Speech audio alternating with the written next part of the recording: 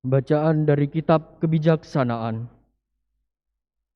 Orang-orang fasik berkata satu sama lain, "Marilah kita menghadang orang yang baik, sebab bagi kita ia menjadi gangguan, serta menentang pekerjaan kita."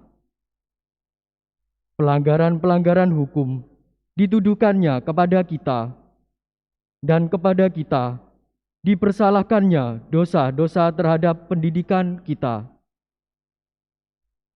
Cobalah kita lihat apakah perkataannya benar, dan ujilah apa yang terjadi waktu ia berpulang. Jika orang yang benar itu sungguh anak Allah, niscaya Allah akan menolong dia, serta melepaskannya dari tangan para lawannya. Mari kita mencobainya dengan aniaya dan siksa, agar kita mengenal kelembutannya, serta menguji kesabaran hatinya. Hendaklah kita menjatuhkan hukuman mati keji kepadanya, sebab menurut katanya, ia pasti mendapat pertolongan. Demikianlah sabda Tuhan. Syukur kepada Allah.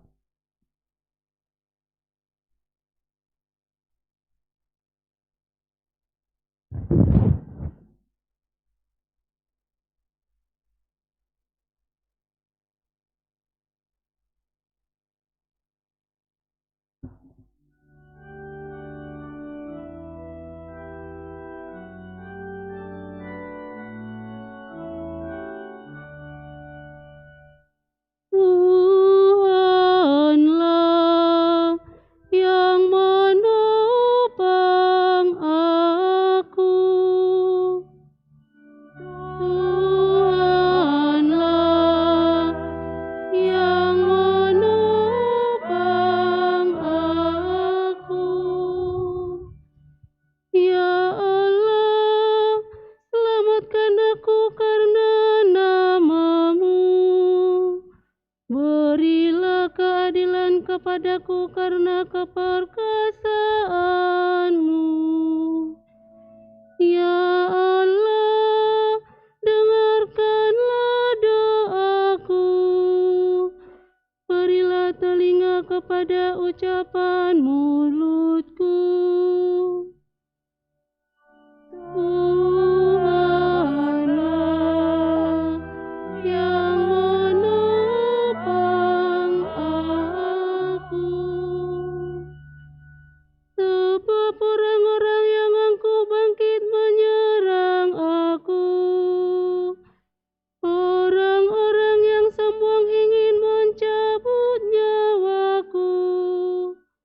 Mereka tidak memperdulikan Allah. Tuhanlah yang menopang aku.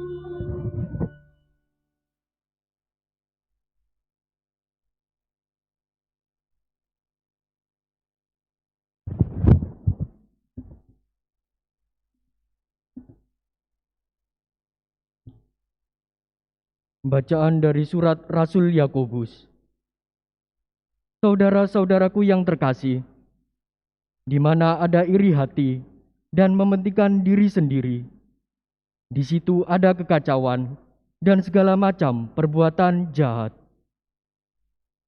Tetapi hikmat yang dari atas itu pertama-tama murni, selanjutnya pendamai, peramah, penurut, penuh belas kasihan, dan buah-buah yang baik, tidak memihak dan tidak munafik.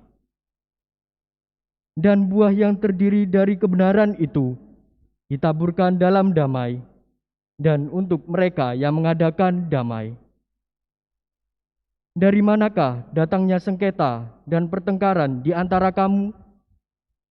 Bukankah dari hawa nafsumu yang saling bergulat di dalam dirimu?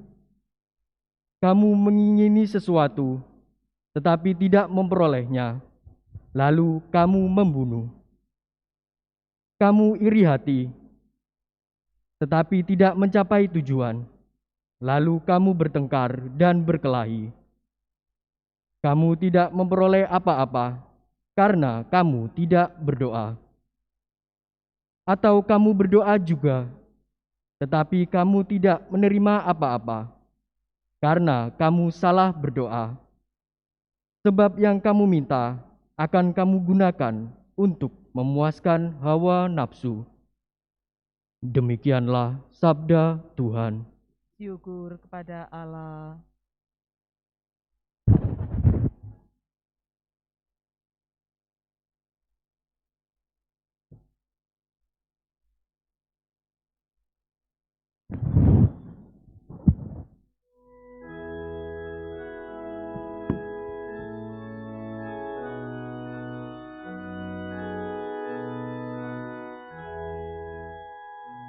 Haleluya, haleluya, haleluya. Haleluya, haleluya, haleluya. Allah telah memanggil kita lewat Injil, sehingga kita boleh menikmati kemuliaan Yesus Kristus Tuhan kita. Haleluya,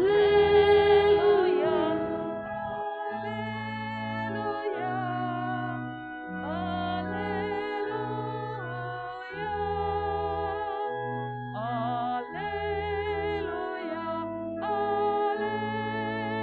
Haleluya. Haleluya.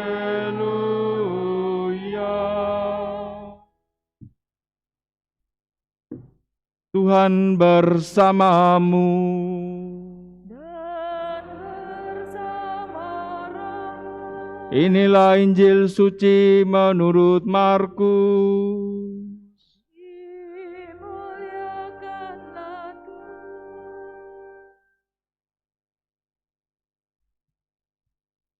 Setelah Yesus dimuliakan di atas gunung, ia dan murid-muridnya melintas di Galilea.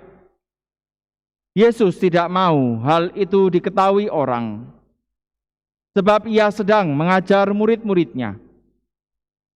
Ia berkata kepada mereka, Putra Manusia akan diserahkan ke dalam tangan manusia, dan mereka akan membunuh dia.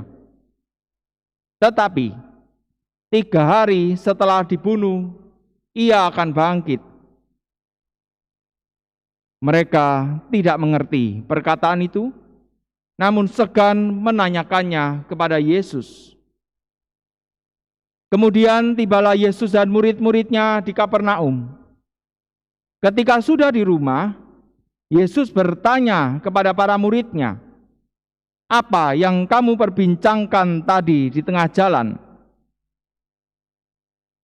Tetapi mereka diam. Sebab di tengah jalan tadi mereka mempertengkarkan siapa yang terbesar di antara mereka. Lalu Yesus duduk dan memanggil ke-12 murid itu. Katanya kepada mereka, "Jika seseorang ingin menjadi yang pertama, hendaklah ia menjadi yang terakhir dari semuanya, dan menjadi pelayan dari semuanya." Yesus lalu mengambil seorang anak kecil dan menempatkannya di tengah-tengah mereka. Kemudian ia memeluk anak itu dan berkata kepada mereka, "Siapa saja yang menyambut seorang anak seperti ini dalam namaku, ia menyambut aku. Siapa saja yang menyambut aku, sebenarnya bukan aku yang mereka sambut, melainkan Dia yang mengutus aku." Demikianlah sabda Tuhan. Terpujilah Kristus.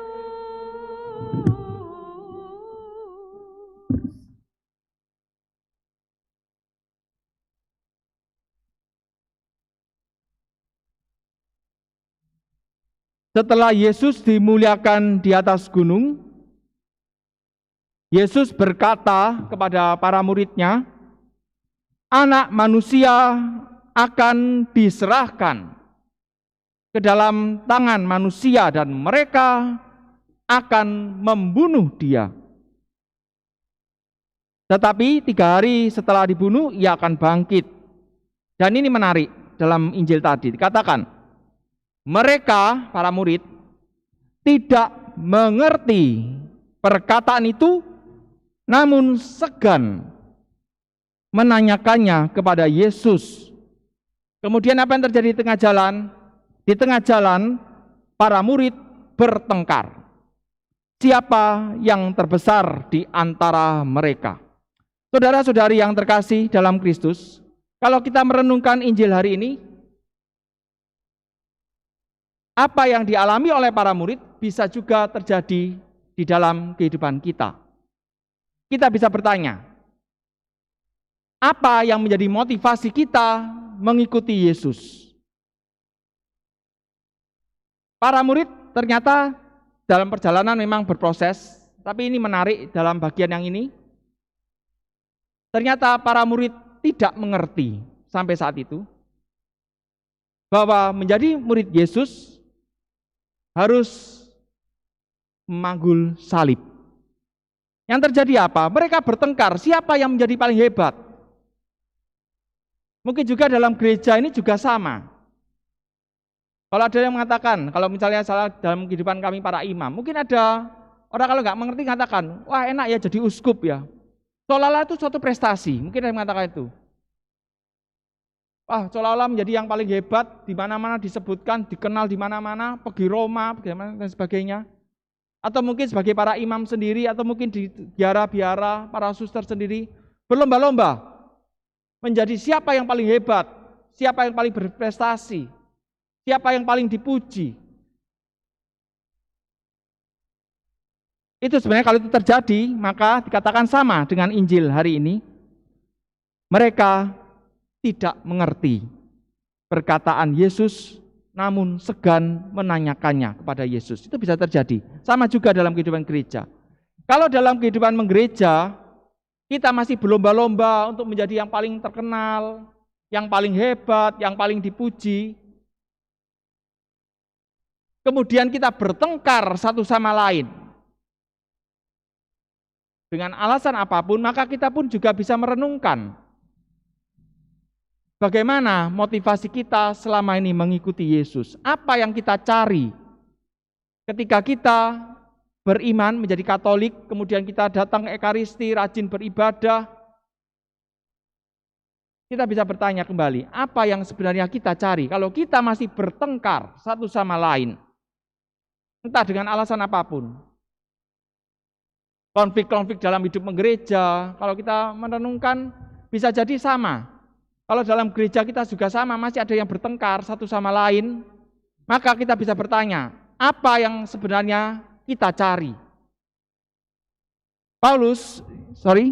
Yakobus dalam bacaan yang kedua mungkin bisa menjawab apa yang membuat kita bertengkar satu sama lain. Dikatakan oleh Rasul Yakobus, saudara-saudara yang terkasih, di mana ada iri hati dan mementingkan diri sendiri, di situ ada kekacauan dan segala perbuatan jahat. Kita bisa melihat, kalau ada yang bertengkar di gereja, bisa melihat masing-masing yang bertengkar, mungkin masih ada rasa iri hati.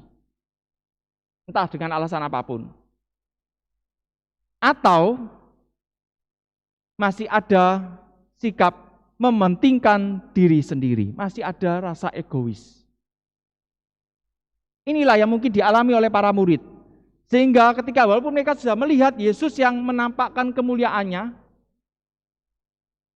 kemudian Yesus mengajarkan bahwa anak manusia harus menjalani penderitaan, harus mati disalib.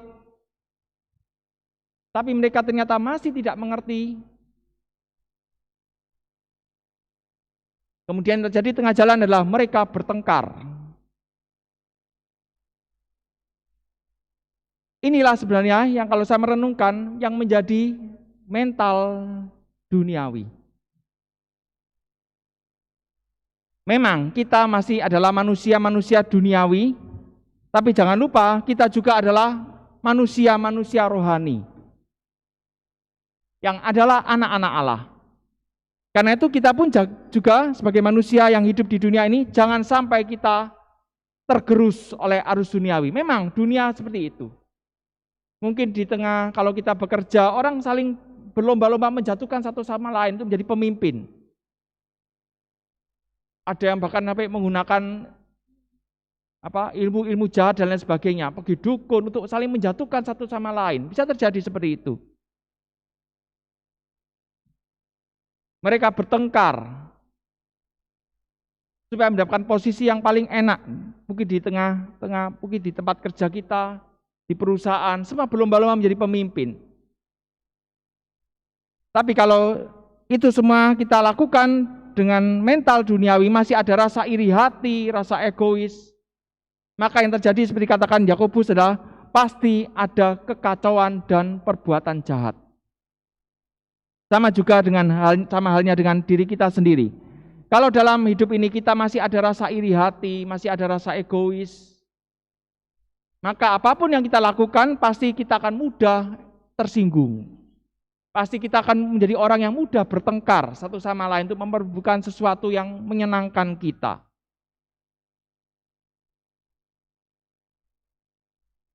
Saudara-saudari yang terkasih dalam Kristus, Yesus hari ini mau mengingatkan kita semua bahwa kita adalah murid-murid Yesus. Jangan sampai kita sebagai murid-murid Yesus juga menjadi sama seperti orang-orang duniawi yang bertengkar satu sama lain untuk memperebutkan suatu apapun itu, sesuatu yang menyenangkan secara duniawi juga. Tapi kita sebagai murid-murid Yesus harus berani tampil beda. Lalu apakah pertanyaan berikutnya? Apakah boleh kalau kita menjadi seorang pemimpin? Mungkin kalau yang sekarang ini sedang belajar menempuh pendidikan, berusaha yang terbaik untuk bisa mendapatkan prestasi, mungkin di universitas, mungkin di SMA, mungkin di perusahaan, mungkin di institusi di tempat kita bekerja, apakah boleh kita berjuang sungguh-sungguh untuk mendapatkan kedudukan yang tinggi sebagai pemimpin? Boleh jawabannya. Tapi mental yang harus kita punya adalah jangan karena kita egois. Jangan karena kita, kalau dikatakan oleh Yakobus, jangan sampai kamu melakukan itu semua karena berusaha memuaskan hawa nafsumu. Jangan. Tapi kita boleh menjadi pemimpin. Tapi jadilah pemimpin yang rendah hati. Jadilah pemimpin yang punya sikap hati yang tulus. Apa artinya hati yang tulus? Bahwa saya mau melakukan yang terbaik dalam hidup ini. Saya mau menjadi seorang pemimpin di tempat saya bekerja. Karena saya ingin memuliakan Allah. Karena saya ingin melayani sesama dan melayani Allah, maka saya mau menjadi pemimpin. Maka saya mau berprestasi, itu harus memang. Kita harus melakukan yang terbaik karena Allah telah memberikan talenta-talenta yang terbaik dalam hidup kita. Dan ini menjadi tugas kita untuk mengembangkan talenta tadi. Maka jawabannya adalah boleh dan harus kita menjadi orang-orang yang punya prestasi. Tapi kemudian setelah punya kedudukan, jangan sampai kita menjadi orang yang ingin terus dilayani, mencari keuntungan-keuntungan. Jangan, itu yang nggak boleh.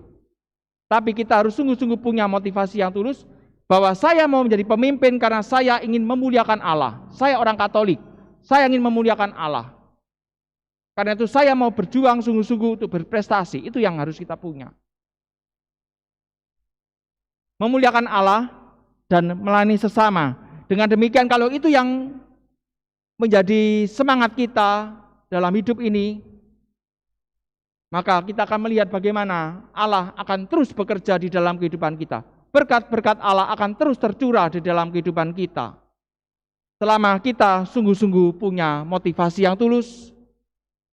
Kita adalah murid-murid Yesus dan kita ingin memuliakan Allah melalui kehidupan kita setiap hari.